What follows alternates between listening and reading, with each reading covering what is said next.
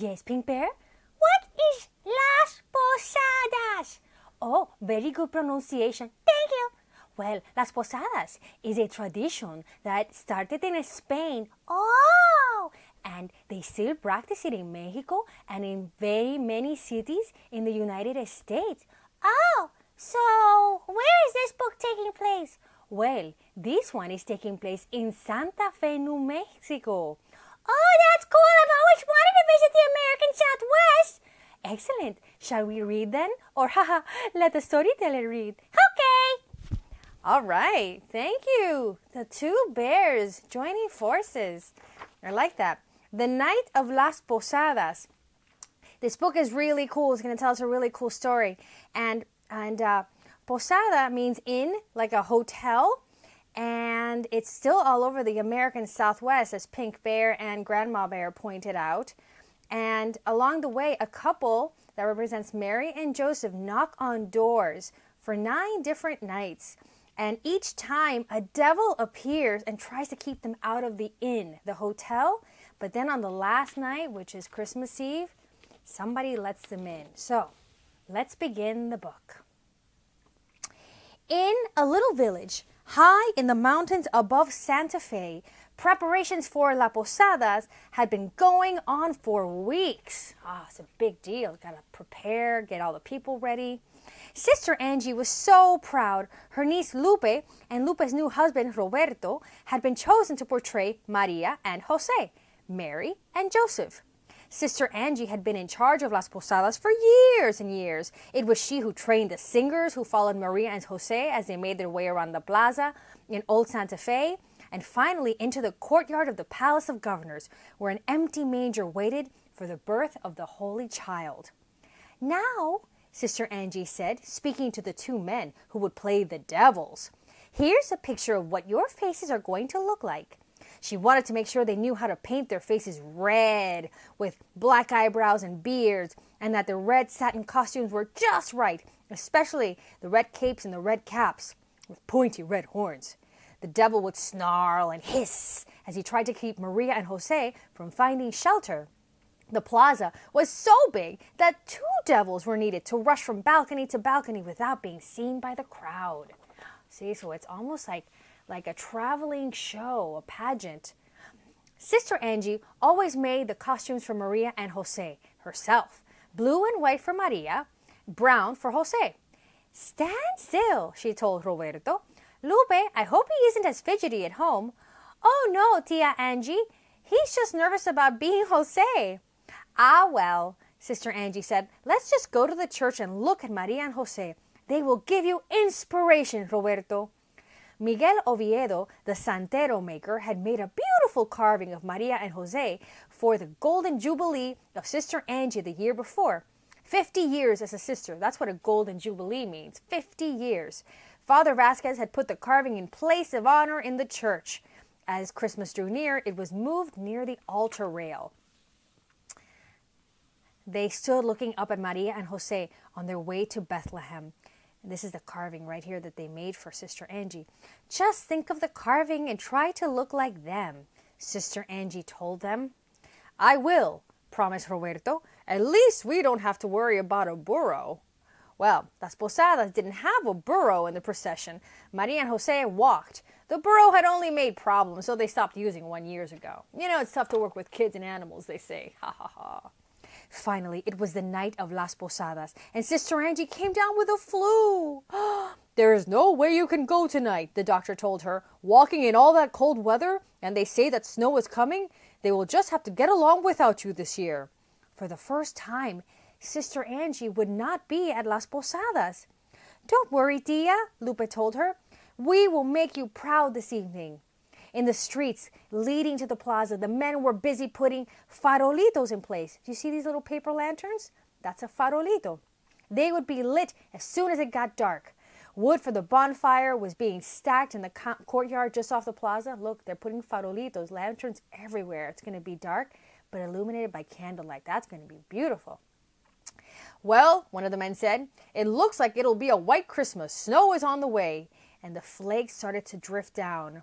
But a little snow never stops Las Posadas. Up in the village, The singers, the candle bearers, and the devils piled into their cars. They wanted to get down to the mountain before the snow, which was beginning to get pretty heavy.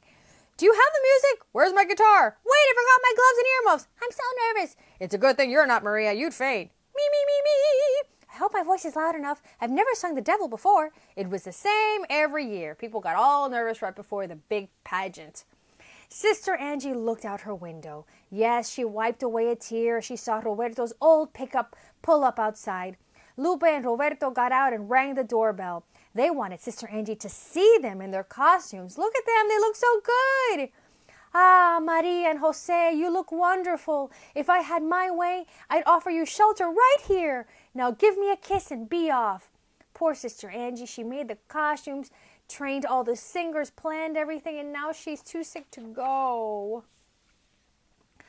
Roberto and Lupe were the last to leave the village. Roberto's pickup had been acting up lately, and the deep snow didn't help.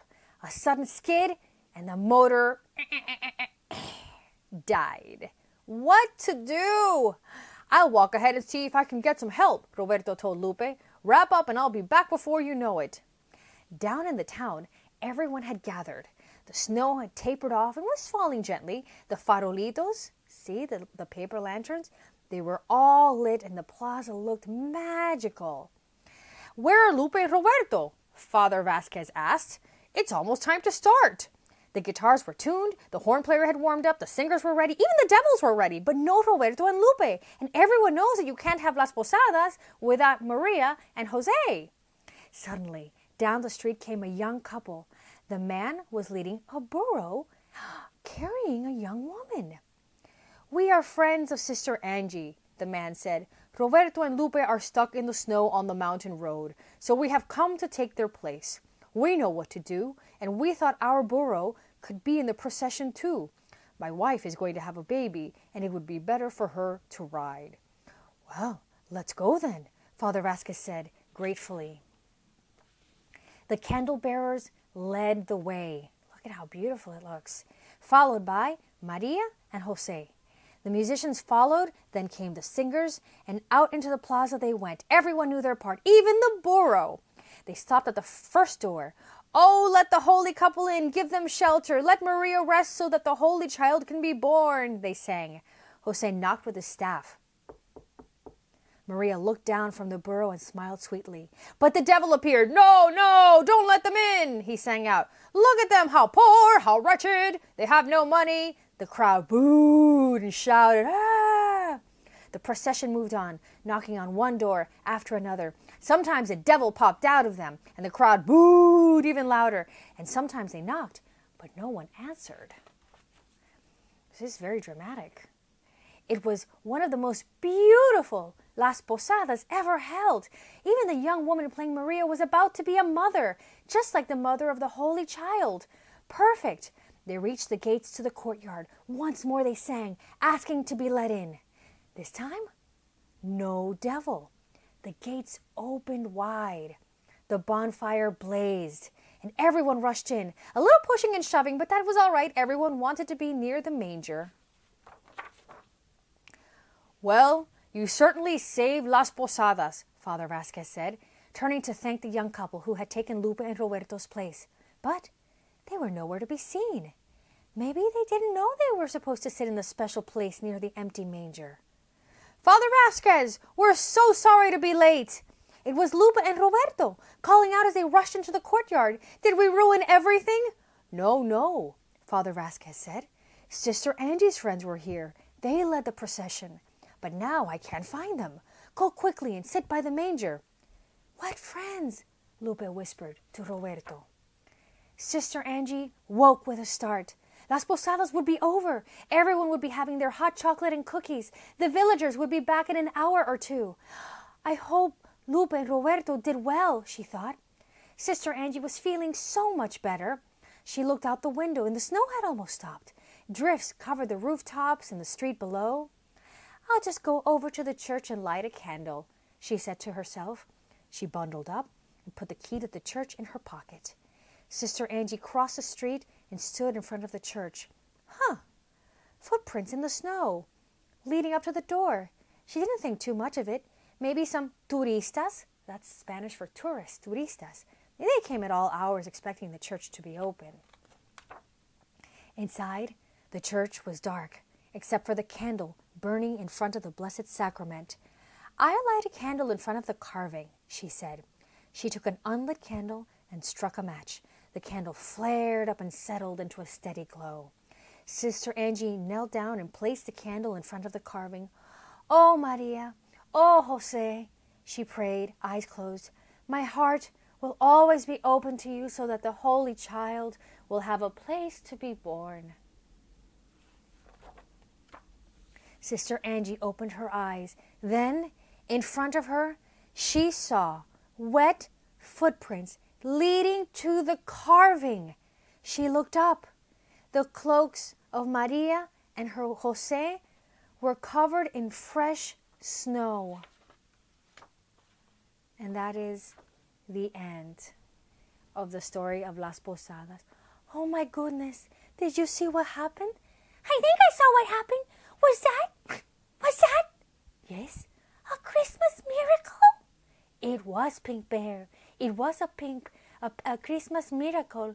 Oh my goodness, did you see what happened? Yeah, the people who were supposed to play Maria and Jose, they were stuck in the car. So her carving came to life so that what do you call it again? Las Posadas. So Las Posadas could go on. Wow, and nobody knew. No, except us who read the story. Wow. Wow. Well, kid, I hope your Christmas has some incredible wow moments. Oh, yes, I hope that your Christmas is blessed with love and maybe a little bit of Christmas miracle. Yeah, it's a lot like magic. Oh, yes, it is. Well, Merry Christmas. Yeah, Merry Christmas from KidTime StoryTime.